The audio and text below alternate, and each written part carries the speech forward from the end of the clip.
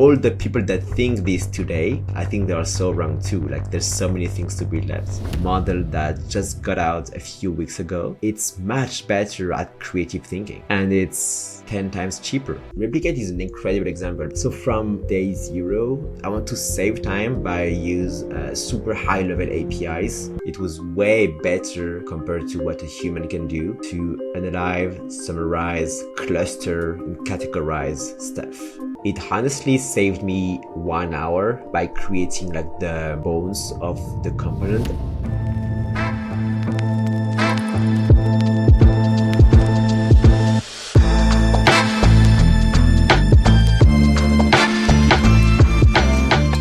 Meet Tibo. His first product had $0 in sales. His second product hardly made any cash at all. But on his 15th product, Tibo sold Tweet Hunter and Taplio for $8 million. In 2022, he was awarded Maker of the Year by Product Hunt. In this interview, Tibo walks us through which AI tools he has bookmarked in his browser, which techniques he's exploring for character consistency in video generation, and his thoughts about when to use O1 and Claude Sonnet together, or maybe not together, when generating blog posts. Let's get into AI show and tell with Tibo. Tibo, I tell you what, so I was looking at your Twitter during my research here, and in 2021, you had a very interesting tweet. And the tweet said, "Do you want me to have GPT-3 analyze your tweets for you?" And what blew my mind was this is 2021. So when did you start with AI? How would you walk me through that? I think that's with that. I think it was like one of my first who got some decent engagements. That's nice. And I think it was the very, very beginning of my successful startup. The thing is, I think at the time, I already had a few project failures with GPT-3 because I think like everyone else, I was trying to generate stuff. I was trying to use GPT-3 to generate tweets, generate copy. And at that time with these tweets, I realized that GPT-3 was super, super good at analyzing stuff. It was way better compared to what a human can do to analyze, summarize, cluster, and categorize stuff. And so I did this tweet where I would just use the Twitter API behind the scene, getting some information, dumping everything into a GPT-3 prompts, and just tell it analyze stuff, tell me what's interesting about this profile, what's the main topic that's generate engagement for him, and it worked. And so I remember that I was manually launching my function, my GPT-3 function, copy pasting the handle of the guy, putting the handle on my code, launching the function, and copy pasting the results back to Twitter as a reply. Yeah.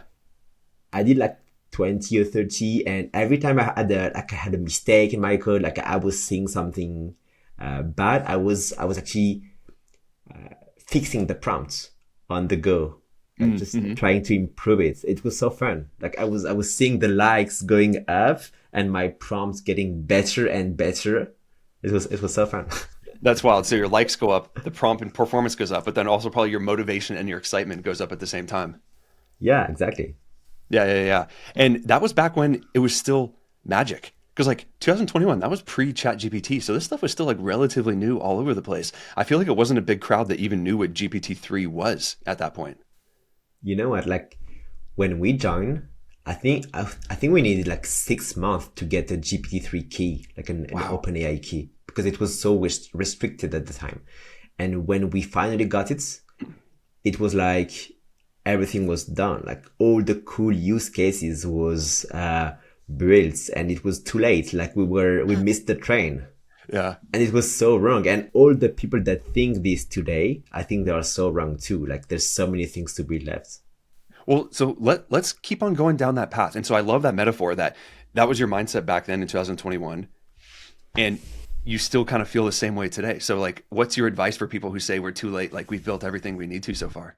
I think the thing that worked for me and that I want to repeat at every new thing that I build is I want to build something for myself. I want to be maybe not the main user, but I want to be the user of my own product because I don't have the discipline or I don't have the skills to, I think, to manage a big team and to build the right processes so that the correct product manager can learn from the client and categorize the feedback in a good way so that another team can build the thing. I don't have these skills. What I know is that when I use a tool, I know how to fix my problems. I know how to take my daily workflow and to make it simpler thanks to some code that I will just dump somewhere in an app. Yeah, absolutely. Well, I'd love to hear more about the tool stack that you're building with. And so as you're building these tools for yourself, you had a tweet that said, or it kind of showed your P&L. So it showed with your expenses. And you were talking about DeepGram, OpenAI, Fall, Luma, Sieve, 11 Labs, all of this. Where's your tool stack settled from an AI perspective right now? I think I have are you a Arc user? No, I do Chrome. Like in Arc is my browser, and in Arc I have like folders, it's a little bit like a bookmark, but it's better organized, and I have a Can we see them? folders which is Could you show us? yeah, sure. That'd be really cool to see. So this is like all my cool AI APIs that I'm gonna use. Like it's if you combine the power of file, the power of like replicate, and save too. Where is it? Like this one. You have tons of AI models that are ready to use and super powerful. I think like most people they are trying to I see tons of people that are trying to get a server up and running, like set up a few GPUs, and scroll Hugging Face, find cool models to use, and spend so much time setting them up, fixing crash, fixing configuration issues, and I really don't see the point of that. Like those providers, they're going to be more expensive, but they're going to save you so much time. Like Yeah. replicate is an incredible example because they have so many models. There are so many that you cannot even explore them. You have to search for something because you have so many of things.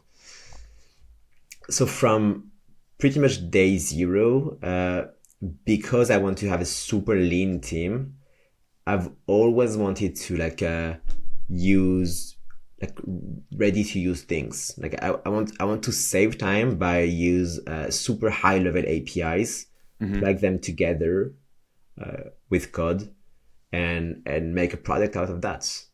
Yeah, And I absolutely. think when you are able to chain a few APIs, like chain ChatGPT to then generate an AI image to then put that in a video, it's so satisfying, you know. Yeah. Well, I tell you what, I would love to hear, how do these tools chain together? So what do you use Replicate for? What do you use Sieve for? What do you use Luma for? And like, how does your stack look like? I would try to I think file is very good as, so you have, for example, I'm using Flux a lot in file. I think it's like one of the best provider for Flux.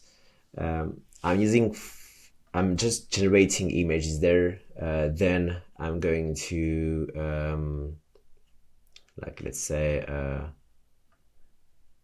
Minimax, this one, or Runway. They have a few image to video models, and so you are like that. You are able to have a prompt with GPT-3 or Sonnet or anything else that would generate the image. Then you use Flux to generate the image with the prompts. Then you take this image and you put it into Runway.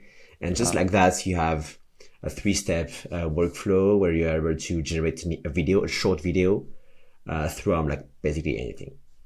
Yeah. One thing that is pretty cool with file, and I haven't explored that, but they make it quite easy to do comfy UI workflows, which then lets you build super specific and complex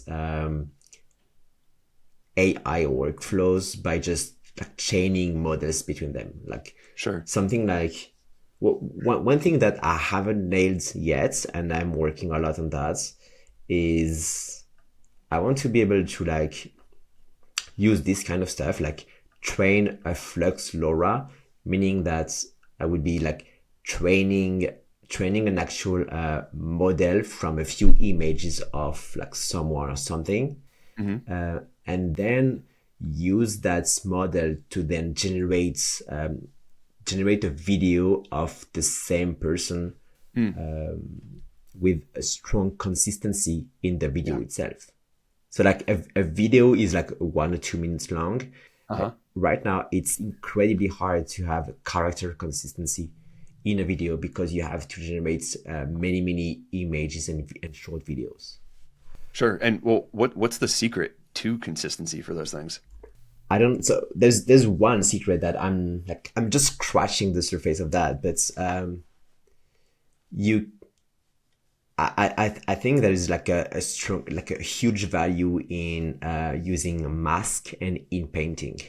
Like basically you will generate an image, you will with a character, and you will just try to create a mask from about this character. You will extract this character and regenerate the correct image by using this custom model with a tech called Inpainting, where you just tell the model to just generate the missing piece of the image. Does that make sense to you?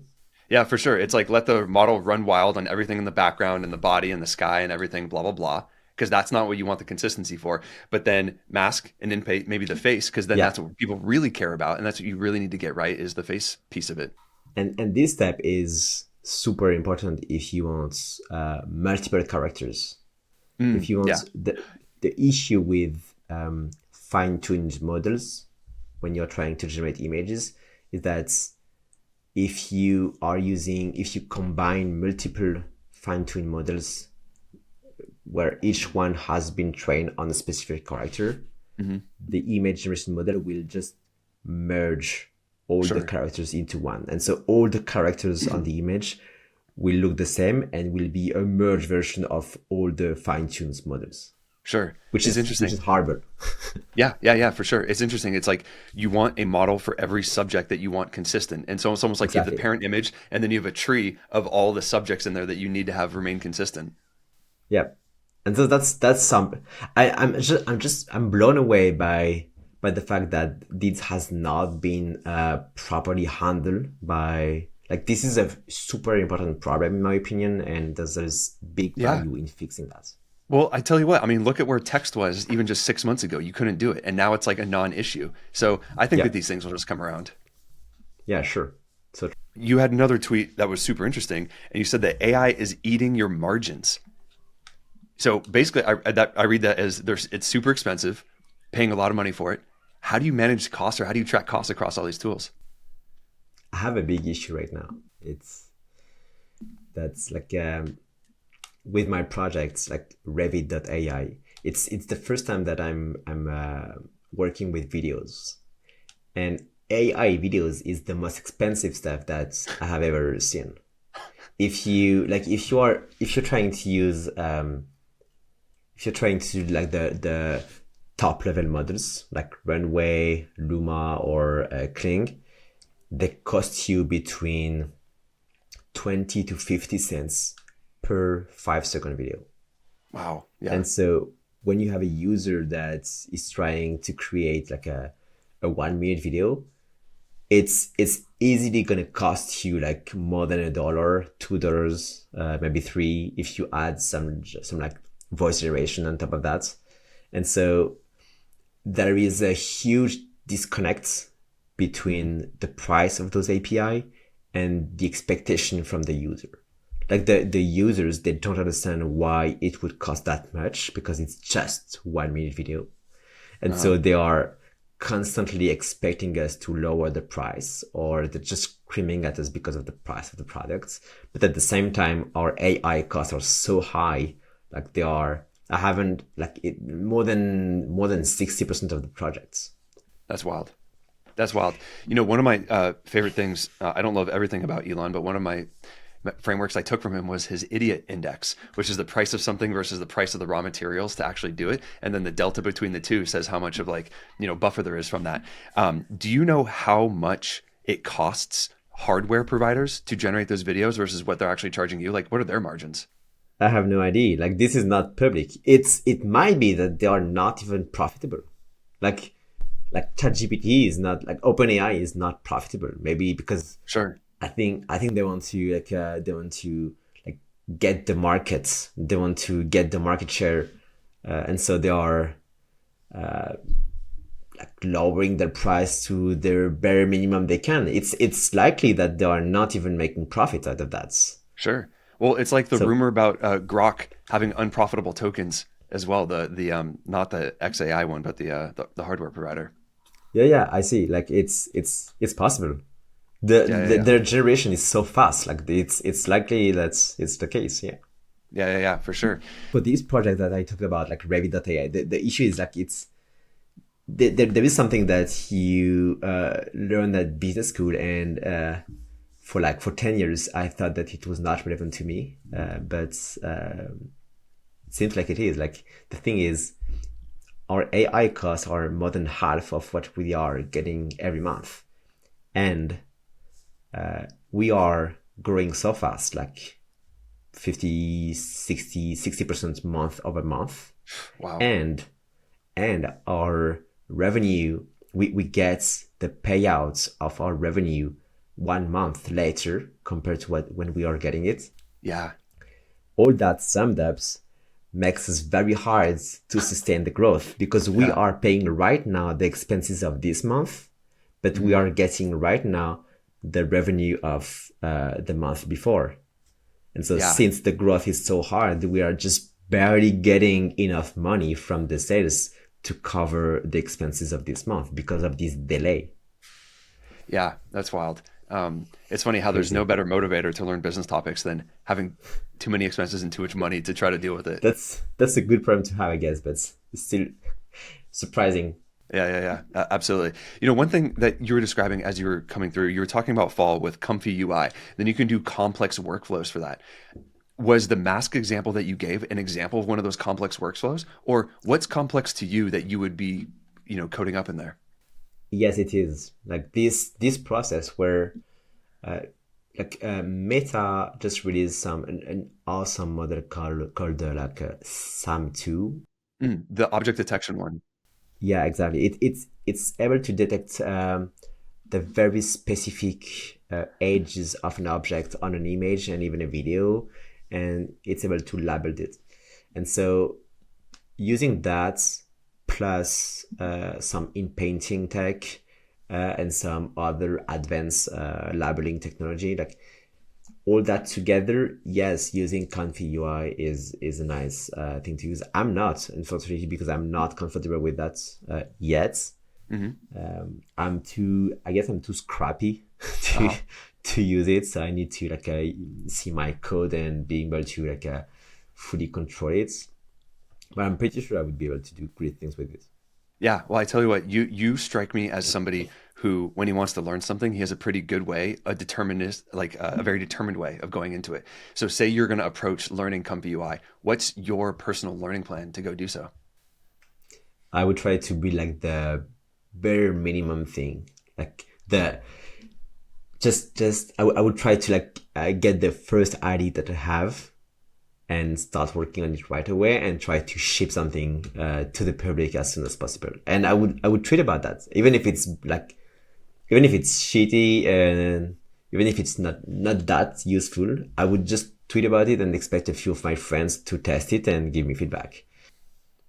So 2 years ago, I was living in Bali for 6 months. Nice. And at the time, I was working on Tweet Hunter, one of my most successful business. And what was super cool is that thanks to a small group of hackers that I met there, I was able to all the week work on Tweet Hunter, my main projects. But 1 day per week on Thursday, I would meet the group of hackers, and during 1 day, I would try to build something totally different. And it can be related to Twitter. Like many times I build like some mini tool that was like different code base, different setup, different server compared to the main projects, but could serve the growth of the main product by just being a fun thing aiming at going viral. Yeah. And I found this to be quite healthy, like to have like 4 days per week dedicated to my main thing and 1 day per week where I would try to build and ship something in just 1 day. Yeah. And I did like many times. And I think my most viral products, my most viral tool, I built it that way, like doing so cool. 1 day sprints, and that's it. That's so cool. It just, what stands out to me about that is when Sam Altman says that the entrepreneur's way is to basically have a lot of shots on goal because you just need to be right for one of them. And so having 1 day a week where you can, I think the important part about that is two things. One, you have the execution to actually do it and to actually commit to it, which is really nice, and the consistency. But two is you package up the entire thing that you can ship in 1 day. So if you can't do it in 1 day, then it's really tough to do. I think you're so right that when we started, like I think in 2021, like a few weeks after the initial tweet that you mentioned, we were in this process of building one project per week and we did that for like 4 months. During 4 months, we tried to like ship one product per week because 9 product out of 10 fails. And it was like the 10th one who eventually got successful.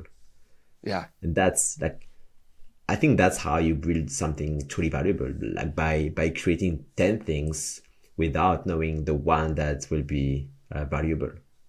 If you're up for that, I want to talk about this O1 thing because I kind of changed my mind. Oh, yeah, that's great. So let's talk about O1. What are your thoughts on it?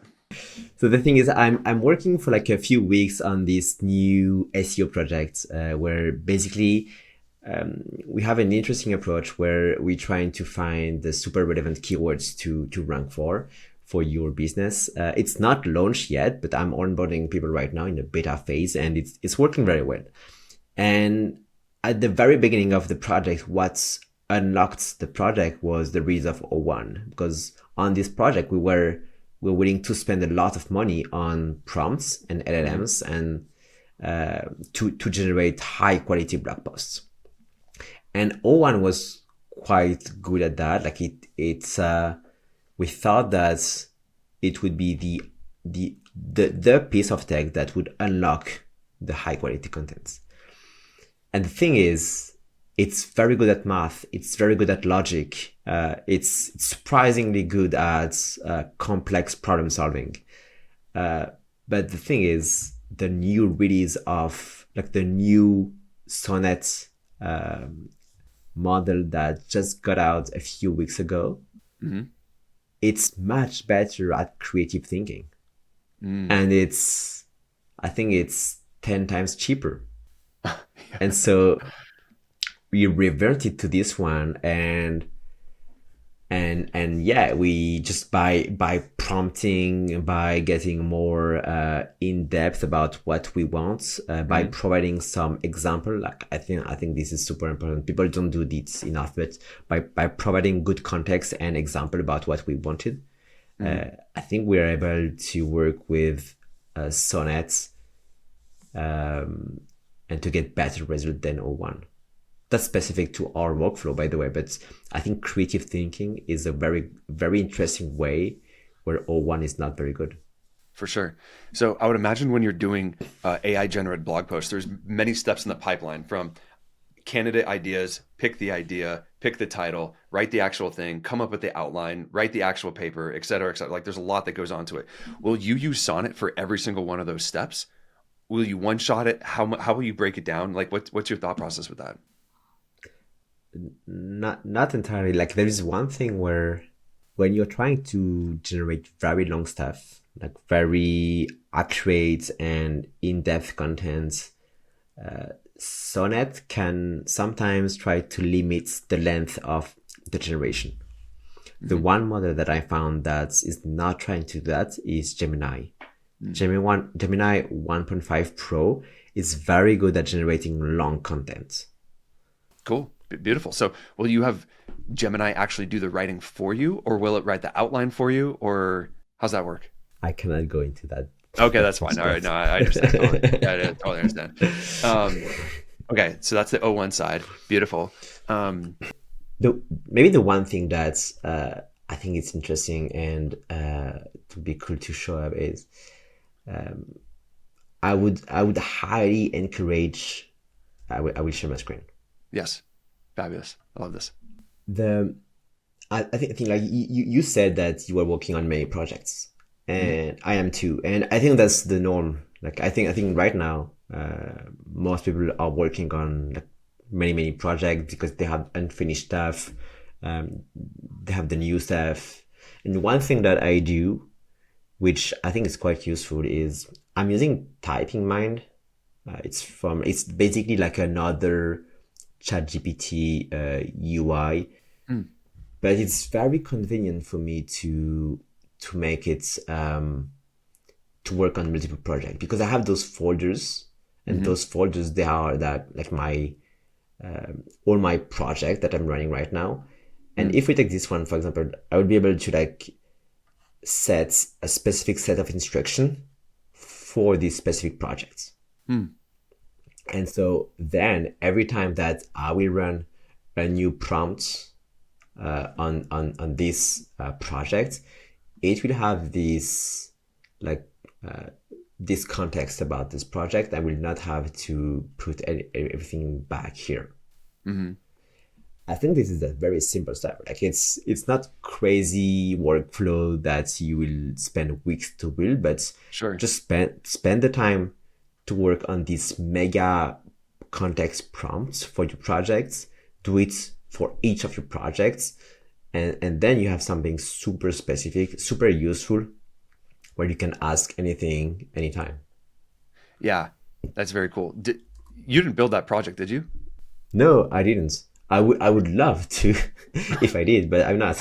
It's Yeah, it's yeah, a yeah. guy called Tony Dean. Okay. He's pretty big on Twitter. That's very cool. That'd be cool if after each chat session that you have with it, it's like, hey, here's the new stuff that I extracted that's not in your system prompt already. Do you want me to add it to it? And then it just That goes would and be tells you. amazing.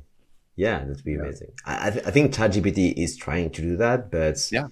it's way too B2C to do it Yeah. in a good way for us. Sure. It's almost B2C. Yeah. You almost need, you want the power user use case is Yeah, because exactly. yeah. Yeah. That's the side that you're on for it. That's cool. Nice. Well, do you think that the regex demo is interesting? Like, would that be cool to walk through? Is that kind of small? No, I don't think so. But Okay. That's fine. basically, I'm using Cursor. Do you know about Cursor? Oh yeah. Big time. I'm a huge cursor user. And basically, every time I have to use a cron, I triple check my cron with Cursor. Like I have this shortcut where I just press Command T by selecting the text, the regex or the cron, and just tell me if it's good or not. Something that I do a lot too, after testing, I select my function or my code, and I do like Command T again, and I will ask it if, is there a mistake here? Like, is there an edge case that I didn't think about? And that's it. And just doing that allow me to be way lighter on the testing, like on the manual testing, and push to production very fast. Interesting. And I was just speaking with Celia Omar, who says that when he uses Cursor and he writes with it, he actually has it write the test first, and then it's a lot easier to actually write the function to execute against that test because you have a validated test that comes with it. Yeah, that's amazing.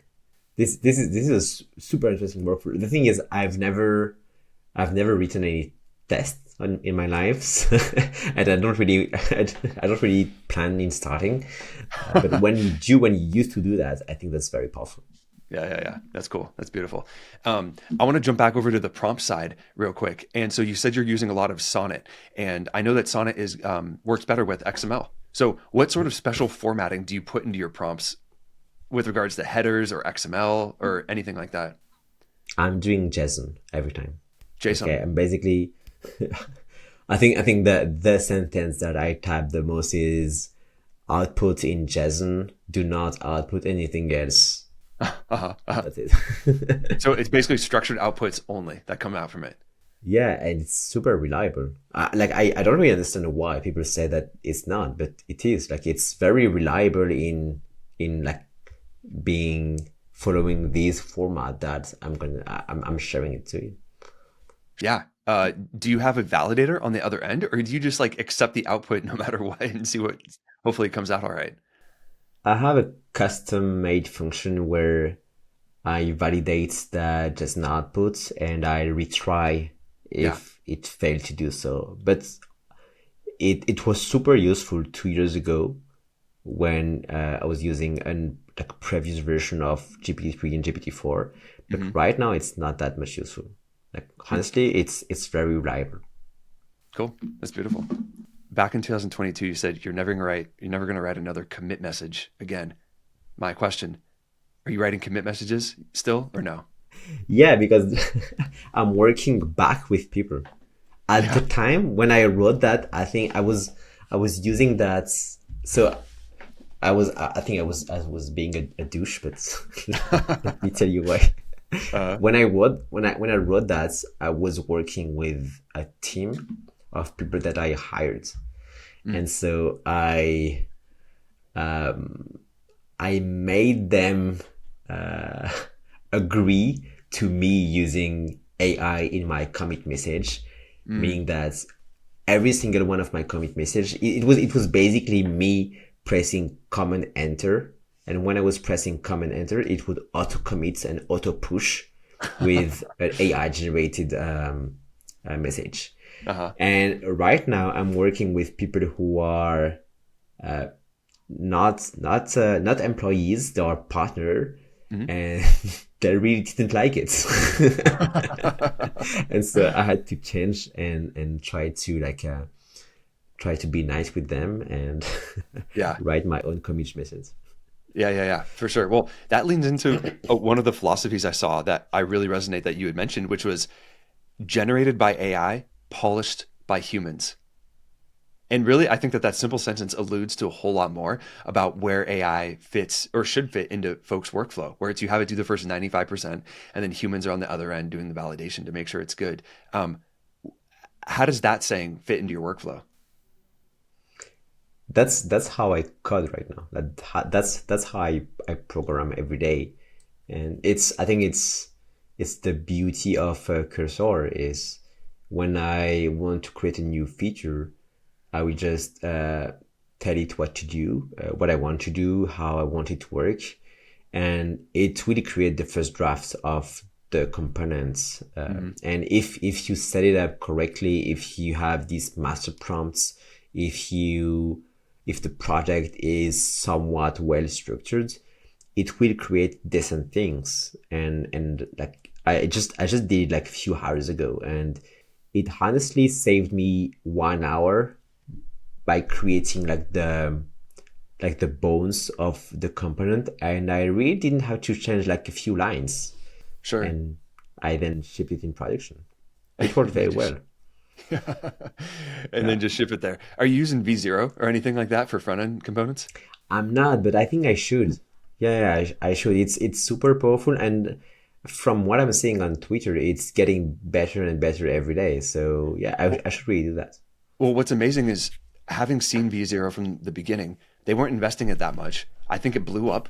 It started going nuts, and now they're throwing like a real team and real money behind it, which is really cool to see. Yeah, and that's all right. Like it's super valuable. Yeah. I should give it a more like a fair try, I guess. Yeah, for sure. We just need to get Cursor to import V0 and have it just right in the UI. There's a way actually. Like I have this. So I'm not using it, but I have in my project. So here I'm in Cursor. And if I want to like create a new comp using V0, I will reference my master prompt V0.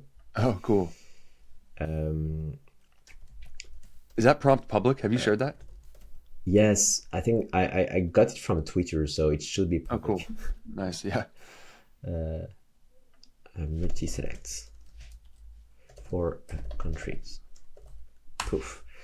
And by doing that, I think it should be able to like, yeah, it creates a link, and this link, it's a visual link with the prompt embedded in the query.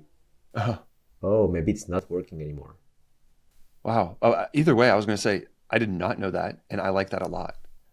Yeah, but maybe it seems like it's not working anymore. So maybe they removed the support for the query, like the UI Interesting. flow.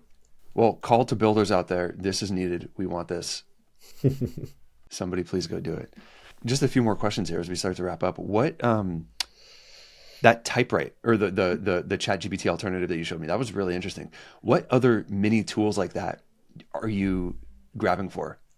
That's a good question. Not that much actually. I'm using Typing Mind, the tool that I showed you earlier. I'm using Glip to to handle customer support, to handle tickets. It's not that much deep into AI, but it has just the minimum stuff that is useful to me. And I want to start experimenting with Site GPT. Site GPT, yes, it's the it's a completely new SaaS that is supposed to totally like remove the need for a support team. So that by training it with the correct documents, help center, it should be able to fully answer to your users with these unique capabilities that it can take action. Like if a user wants to cancel, it will not only show the user how to cancel, but it will actually be able to cancel the subscription for the user. Huh. And the way it's doing that is pretty simple. Like it's quite easy to set up. And so I really want to dive into that and see if it can just help me save time. That's cool. And this is sitegpt.ai, right? Yes. Cool. Well, It's quite old, but the maker completely revamps the software, and it's like it's the new version is completely new and mind blowing. that's very cool. Tell me about what else is on your to learn list. Let me check. I have one. Oh, I love this. This is so cool. It's very long. It's a mix of things to explore. Can you show us too? No, because Okay. it's like Personal. so. I've seen that Sieve, like the AI provider that we mentioned earlier, it has some new cool models, and I want to explore them. Cool. I try to. It's a very cool provider, and it has some things that I'm already using, but things like eye contact correction, for example, it's quite powerful, and this is just a way to like when like you take this video where you see the eyes sing around, and Yeah. it's able to correct the video and to make the eye very static and always looking at the camera. Yeah. This is the kind of model that it might not change the game for me, but it's still quite useful to improve the quality of some generated video for Revit. Yeah. They have a lot that I haven't explored yet, and I really want to dig dive. Yeah. That's beautiful. You had another tweet that caught my eye. In July of 24, you said, I still haven't found a suitable use case where AI agents could help me for real. Have you found use cases where agents help you for real? No, and maybe it can work now with. So I haven't tried with a new Sonnet, but there was a few times where I built an entire agent infrastructure, meaning a set of actions, this kind of infinite loop where an agent would try to achieve a goal by splitting this goal into multiple like smaller tasks. And the thing is, because those models that we have right now, they are like 95% accurate. If you take those 5% errors that you have and you multiply them by the number of steps that the agent will take to achieve the task, it makes them unsustainable. Like it doesn't work because like most of the time one error in the chain will mess up with the entire thing. And I understand that it's super interesting, but I just found that right now I was not able to plug the correct context and set of actions to generate value. Yeah. But for sure it's happening, and probably in 2025 we'll have very interesting stuff related to agent, like Sam Altman himself said that's gonna be like the time for agent is coming. So it's something to watch, definitely. Yeah, that's beautiful. Well, I tell you what, on that one, one question I like to ask at the end is: you're on Twitter a lot. You see a lot of AI talk. You see a lot of smart people talking about AI. What are the topics that the smart people in AI are talking about right now? I've seen a lot of things about gaming. It was surprising because I kind of think that there are tons of people working on text for 4 years right now. Pretty much the same for images. You have like very incredible models related to images. Videos is kinda worked. Like we have things like we have very good providers. It's expensive and probably it's gonna get disrupted, but we already know some of the main players and they are out there. And gaming, it was pretty silent for since the AI revolution started. We haven't seen any good games and good game engines being disrupted. And maybe it's gonna come in 2025. Like I've seen those demos about like Counter-Strike and Minecraft being run by a neural net and not a game engine, and I found it super impressive. Like honestly, it's blowing my mind because thinking that from just a prompt you could create an entire game without all the game engine that would support it. It's such a huge change in, and the thing is, people playing video games, they already have GPUs, so it could be very easy to like to them, if it works, you can just get the games on quite powerful PCs from gamers and they could just run it without many things that makes game complicated. Totally. So again, we could see an entire industry being disrupted, tons of people becoming like quite useless, and huge companies like Unreal Engine or Unity 3D being completely useless. Yeah. I love in life when you have kind of like a frame breaker moment where you think one way, but then you hear something that's like completely different. It completely shifts your frame.